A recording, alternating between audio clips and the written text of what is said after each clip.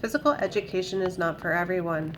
It can leave students feeling scared, intimidated, inept, and self-conscious, centering out those who are not naturally athletic or who suffer from mental or physical disabilities. Many physical education programs focus on competitive and team-based sports, where less physical competent students often remain sidelined and unable to participate meaningfully in physical education activities.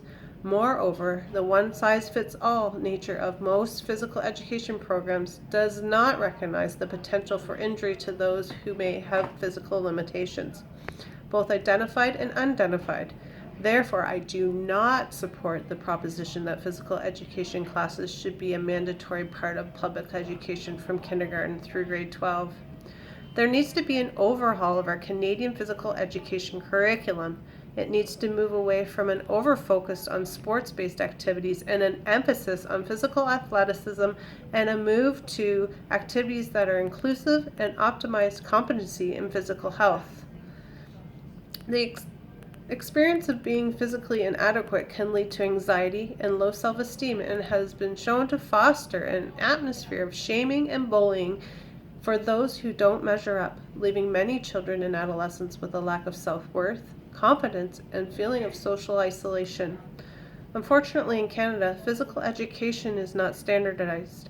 Should we not try to incorporate physical literacy into physical education?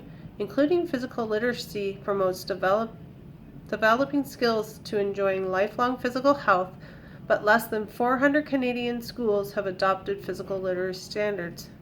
Shouldn't we also be concerned that safe levels of physical activity vary among children and adolescents? Shouldn't physical educators be trained to assess when there is a risk of injury and know that not all children are medically cleared to participate in every activity? Currently, physical education programs do not include such precautions. Physical education as presently practiced in Canada does not take into consideration the needs and limitations of all students. Some require specialized equipment and specialized instructors.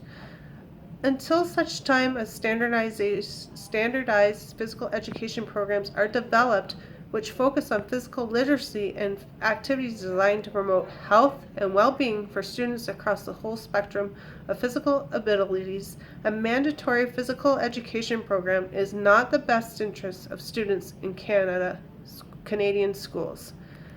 Shouldn't we make sure that physical education is safe and a fun environment for all to participate?